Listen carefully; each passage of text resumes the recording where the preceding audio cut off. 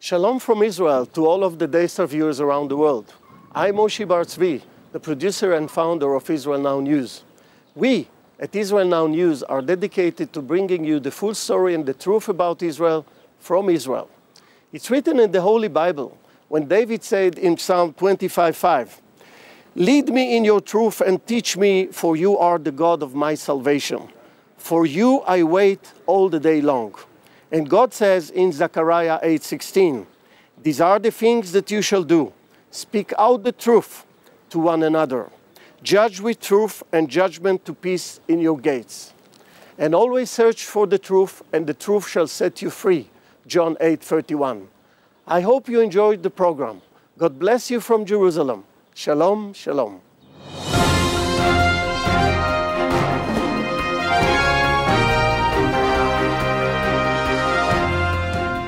Welcome to Israel Now News. I'm Yochanan El Rome. And I'm Erin Viner. In our top story, the state of Israel was attacked on two fronts last week.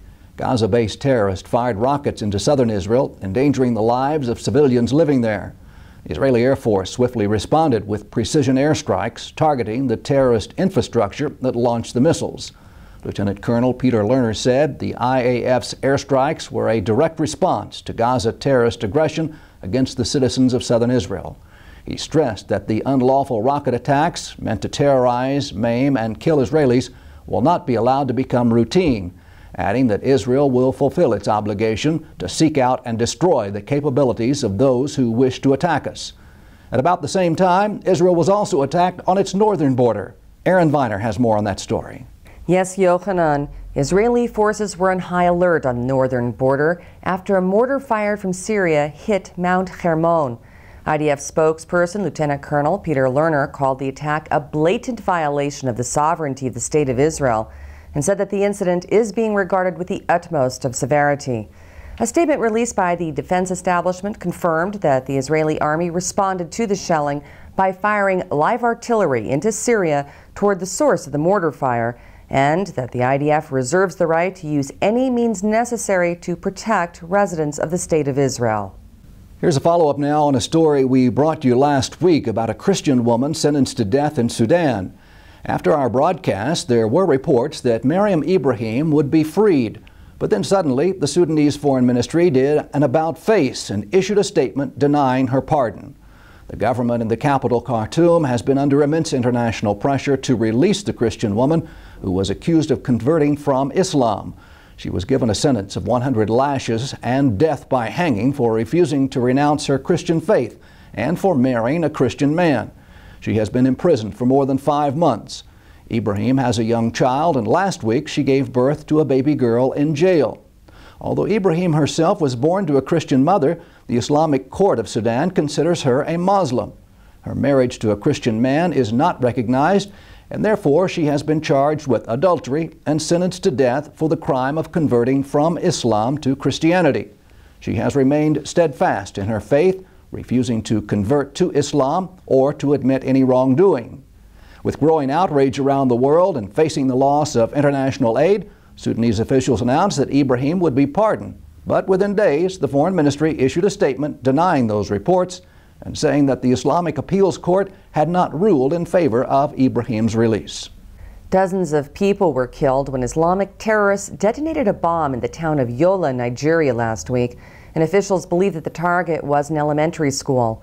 The Islamic Boko Haram terror group has been waging war against Western education in the African country in an attempt to enforce Islamic Sharia law. Its campaign of terror has claimed the lives of more than 2,000 people this year alone. It frequently targets young children in schools, Christians in churches, civilians on buses, as well as young women that they abduct and forcibly convert to Islam or sell as slaves. The Boko Haram group is still holding more than 270 young girls hostage, and the leader of the terror group has publicly claimed that the victims have already been forcefully converted to Islam or sold to human traffickers. French police have arrested a Muslim man suspected of shooting 4 people, including 2 Israelis, at the Jewish Museum in Brussels last month. The 29-year-old suspect is a French citizen and was arrested carrying a handgun and the Kalashnikov rifle which was used in the murders. The alleged killer is a jihadist who fought in the Syrian civil war in 2013. French authorities claim to have discovered a videotape of the suspect taken before the shooting in which he claims responsibility for the terrorist attack. Well, it's hard to believe in this day and age, but a small town in Guatemala is attempting to expel its Jewish residents. The mayor of San Juan La Laguna created a registry of Jewish families and has sent them notices of eviction. Rodolfo Lopez told the media that while the local authority has nothing against the Jews, the indigenous Mayan community has its own very special customs, and they have a right to defend those rights. One resident, Misael Santos, who established a small synagogue in the town, said that after the municipality created that registry, townspeople began to incite violence against the Jews. According to Santos, a website has been set up featuring photographs of Adolf Hitler and calling for residents of San Juan to put the Jews in crematory ovens. He also cited incidences of stoning and said that a group of Jewish women and children were attacked with an explosive device. The Obama administration has released 5 terrorists who were imprisoned in Guantanamo Bay in exchange for an American soldier who had been held hostage by the Taliban for more than 5 years. Army Sergeant Bo Bergdahl returned to the United States last week after 5 years as a hostage of the Taliban. His father says that he's traumatized and is struggling just to speak English. The manner of his release has become the subject of debate among U.S. politicians because it has broken America's rule of never negotiating with terrorists. Representative Howard McKeon, chairman of the House Armed Services Committee, and Senator James Inhofe, the ranking member of the Senate Armed Services Committee, released a joint statement saying that they celebrate the release of Sergeant Bergdahl. However, they stress that they must carefully examine the means by which his freedom was secured. The lawmakers added that America has maintained a prohibition on negotiating with terrorists for good reason, saying that trading 5 senior Taliban leaders for Bergdahl's release may have consequences for the rest of U.S. forces and all Americans. They also accused President Obama of clearly violating laws that require him to notify Congress 30 days before releasing any terrorist from the Guantanamo detention facility. The ancient Eliyahu Hanabi synagogue in Syria has been destroyed in fighting during the country's civil war. This was the oldest Jewish house of worship in the Arab Republic, and it's believed to have contained hundreds, if not thousands, of ancient relics. The synagogue was built on top of a cave that tradition holds to be the site where Elijah the prophet sought refuge in biblical times. A representative of the Syrian American Council told reporters that it's not just a tragedy that the ancient synagogue was destroyed, but that in addition, the Einar Church, dating back to the 1st century of Christianity, and countless other irreplaceable cultural sites are now lost to history due to the fighting. Israeli security officials have declassified information regarding the thwarting of 11 kidnapping attempts by Palestinian terrorists. According to the Shin Bet security agency, the jailed terrorists recruited their friends and family members on the outside to kidnap Israeli soldiers and civilians in order to use them as bargaining chips in a future prisoner exchange deal with Israel. Ahead of the announcement from the Palestinian Authority of the formation of a unity government with Hamas, Israeli Prime Minister Benjamin Netanyahu appealed to world leaders to not accept the terrorist government. In his opening address to the Knesset, Netanyahu called on all responsible parties of the international community to not acknowledge the new Palestinian government, to which Hamas now belongs, because it is a recognized terrorist organization that steadfastly calls for the destruction of the State of Israel.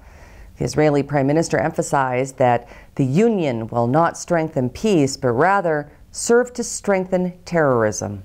A major terrorist attack was thwarted last week by Israeli security forces.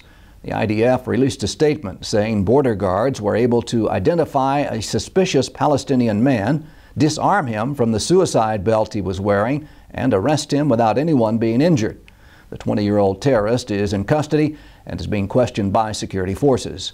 The Israeli soldiers involved were praised for their alertness, diligence, and bravery. Israel's Shin Bet security agency has released details of the arrest of a senior Hamas member, Mahmoud Toama, whose interrogation has revealed an intricate plan by Hamas to prevent Jews and Christians from visiting the Temple Mount. According to Toama, who is a member of the Hamas General Shura Council, headed by Khaled Mashal, Hamas is paying Arab youth between $1,200 to $1,500 each month just to remain at the Al-Aqsa Mosque compound in Jerusalem's Old City to pose as students.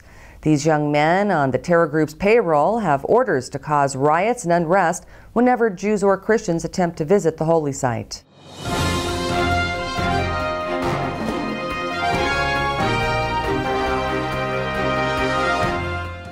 And that concludes the news portion of our show. Stay tuned for Ask the Source with Josh Reinstein.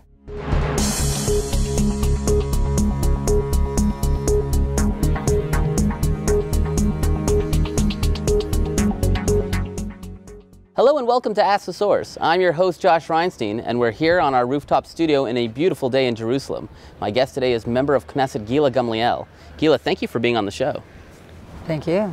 Gila, you're chairperson of the Knesset Christian Allies Caucus. Tell our viewers a little about what is that body. From all the Zionist parties, we have members of the parliament who are understand that the relationship with the Christians, our brothers and sisters from all over the world, is the most important thing for the strength of Israel. So this is why we have in the parliament a member of parliament that are going all around the world to speak with our brothers and sisters, the Christians, and first of all to thank you and them all over, and to show you the understanding why it's so important for the Israelis that we are now in this time are coming together, the Christians and the Jewish people. Gila, you were one of the founding members of the Knesset Christian Allies Caucus way back in 2004, and you said it here, and you say it all the time, that Christian support is the most important political support that we have around the world. Why do you think that? I think that it's very important that all the Christians around the world will be involved in politics. It's very important, especially because of our government in Israel. It has a lot of pressures from all over the world to divide the land, to divide Jerusalem, and so pressure about our prime minister. And if we want to keep him strong, we need this support from our brothers and sisters from all over. They need to be in touch and contact with the congressmen, with the senators, to send them letters, to tell them how much it's important for not only for the Jewish, but especially for the Christians, that Israel will be strong and safe. You mentioned Jerusalem as the united capital of Israel. Why is that an issue so important to Christians? Jerusalem, oh Jerusalem. Jerusalem is the capital of the Jewish people, and we stay like this forever and ever. Jerusalem is the land that it was promising from God, and it won't divide it, and this is what we need to keep it strong, safe, and one big capital. And Jerusalem, you can see all the view around us. This is the most holy place in the world. This is the center of the world. Like it's written in the book of Psalms, אם אשכחך ירושלים, תשכח ימיני, תדבק לשוני לחיקי אם לא אזכרכי. If I will forget you, O Jerusalem, will my right hand will be forgotten, will my tongue stuck in the roof of my mouth if I will forget you. So I think it's saying everything. You know, we've seen unprecedented pressure coming from especially the American administration to divide Jerusalem. How do you explain that if Jerusalem is such an important place for both Jews and Christians, and America is founded on Judeo-Christian values? When it becomes from the Americans, this pressure against Israel, it makes me feel not only uncomfortable about the situation, it makes me feel the understanding that we need to work harder. Like you see, God is making everything okay, and now Abu Mazen didn't want all this negotiating. It means that we have the control from God, but we need to do all what we need. In Hebrew, it's called ishtadlut. We need to do our best that Jerusalem will stay strong, and I think that we can cooperate together, the Jewish people and the Christians, and to do a lot of work, especially to the politicians, because from there it's becoming the pressure against Israel government, and from there it's coming all the control decisions that can change completely all this area. Gila, there are literally tens of millions of people watching the show. What message do you have for our viewing audience? First of all, come to visit Jerusalem. It's very important for us. it's very important for you. When you are coming to Jerusalem, you will understand especially the holy place and what is your mission to do about it. Second, I think that you need to educate the young generation to love Jerusalem, to love the Jewish people, to love Israel, and to keep safe Israel, and to bring them come to visit here, Jerusalem. And what is important too is to be involved in politics in your area. Send letters to the senators, to the congressmen. Tell them how much it's important for you to support Israel. Thank you, member of Knesset Gamliel, for being on the show. And thank you for tuning in to Ask the Source. I'm your host, Josh Reinstein. Now back to the studio.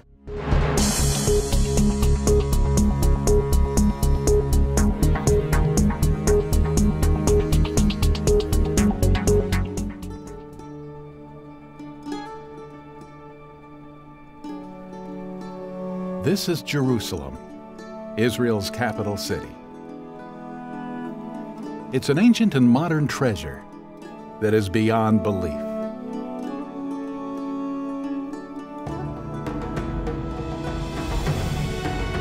There's a little bit of Israel in all of us. Come find the Israel in you.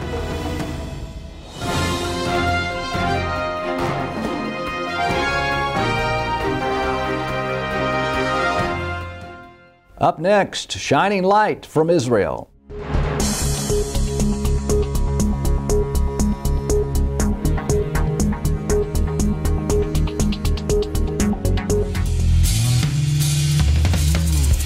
The great American university. For some, it's the route to riches.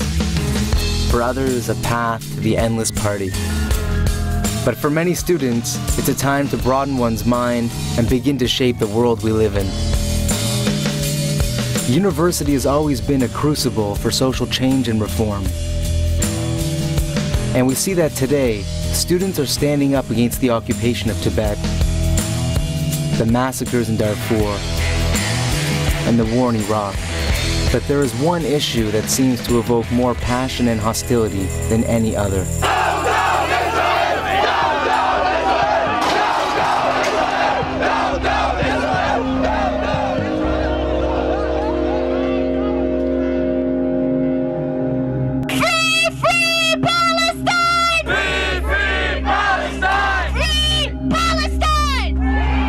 I think the situation on campus generally is a deteriorating one. This is for my grandfather.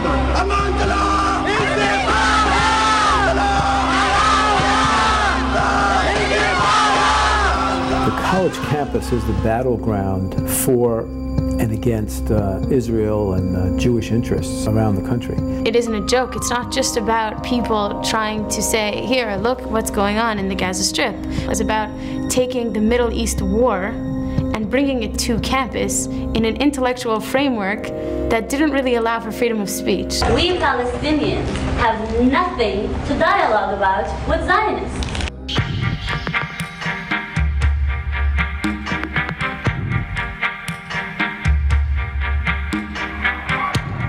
Very often, the more extreme efforts to discredit Israel on the college campus are nothing more than an outlet for good old-fashioned anti-Semitism in a new war.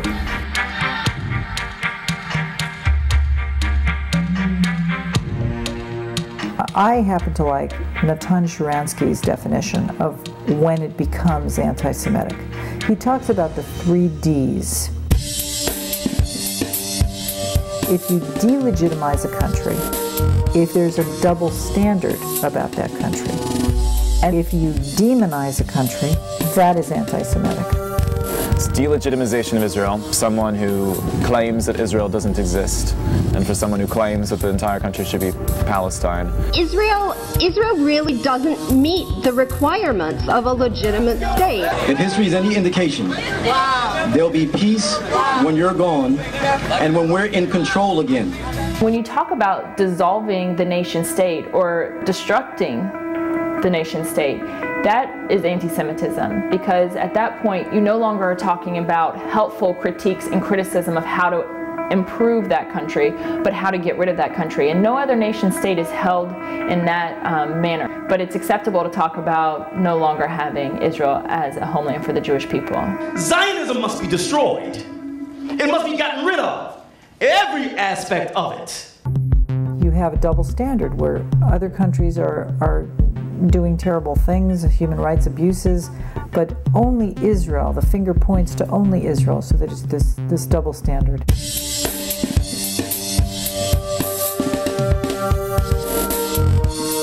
And demonization. When Israel is accused of behaving like a demon, shooting children in the backs, that is anti-Semitic. They stage in die-ins and they act as if they are Gazans who are being attacked by Israel. And this is in the middle of campus, so the average person walking by obviously sees it, and they don't always question it, so they automatically see Israel as the oppressor.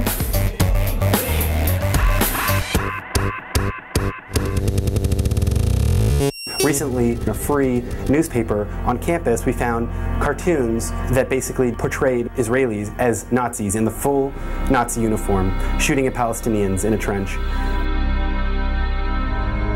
It's despicable, and it's terrible that this stuff is going on, and it really affects Jewish students. Jewish students see these things, and they think, where am I? What is this 1939 Germany? No, I mean, we're in 21st century universities. It's unbelievable. Israel, Israel, you can't hide! We charge you with genocide! The question is, how do you get people to hate Israel?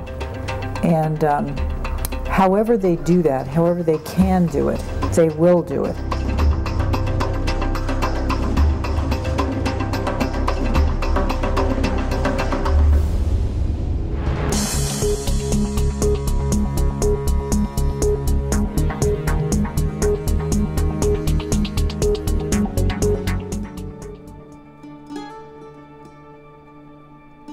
Anywhere else, this would be a vacation by a lake.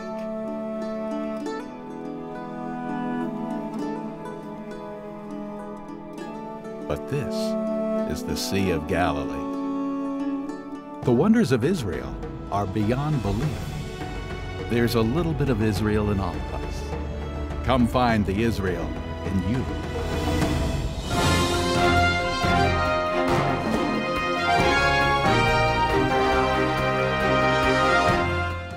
Please stay tuned for the ICEJ report from the International Christian Embassy, Jerusalem.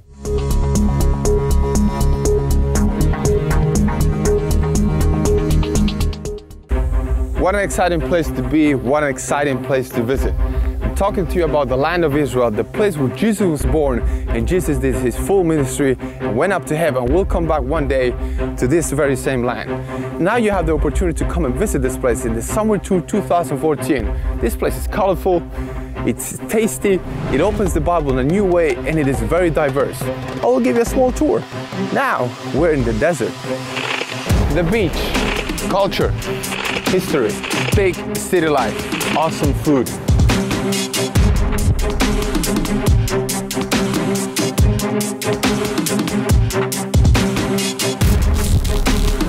Israel is not just camels, hummus, and desert. Israel is also modern society, and one of the examples is the city of Tel Aviv, having beautiful beaches like this. In the summertime, these beaches are packed, and you can enjoy also this beautiful beach when we come to the summer tour, to this exact same place. So come along the summer tour 2014 to enjoy the land of Israel. Coming up next, special Aliyah report from Ben Gurion Airport, Israel. What you see behind us is today a fulfillment of biblical prophecy. Behind me, Bnei Menashe from the country of Israel are arriving, and you are seeing today as prophecy is being fulfilled in front of your eyes. The Bnei Menashe are returning after 2,700 years back to their ancient homeland.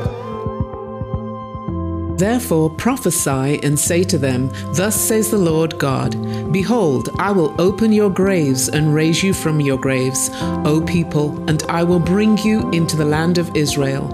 And you shall know that I am the Lord when I open your graves and raise you from your graves, O my people.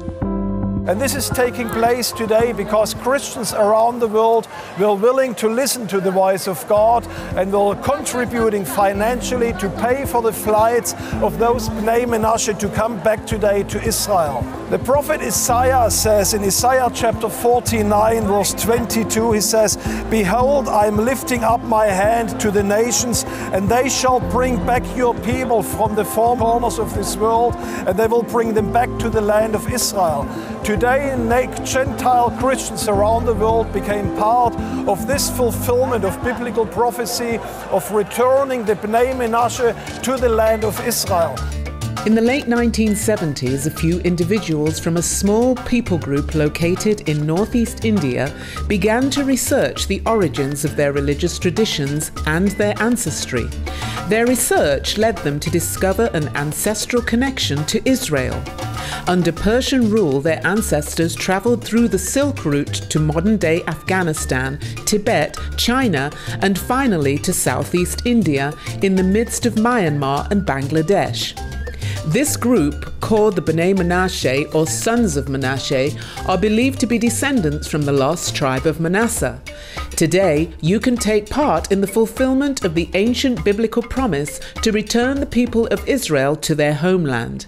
The ICEJ has committed to sponsor future flights from northern India to Israel for an additional 250 Bnei Menashe. The flight costs for 250 Bnei Menashe to return is roughly $250,000 US. For many of the Bnei Menashe, returning to the land of the Bible is the fulfillment of a lifelong dream, and a gift of $1,000 can help make that dream a reality for one of these individuals. No gift is too small. Every donation we receive to assist us in this important work is greatly appreciated, so please give generously. Please help us in these coming weeks and months to bring more Bnei Menashe to the land of Israel. Become part of this modern day miracle of the prophetic fulfillment of ancient scriptures in our time, and help us with $1,000 per person to help them to return back to the land of Israel. To make a donation, visit our website at www.icej.tv.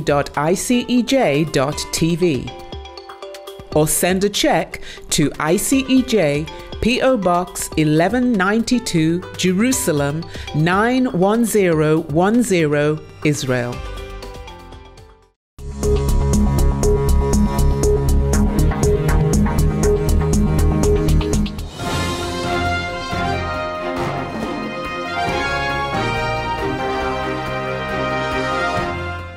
That's all for this edition of Israel Now News. I'm Yochanan El-Rom. And I'm Erin Viner, reporting from our studio in Jerusalem. Please join us again next week for all of your Israel updates.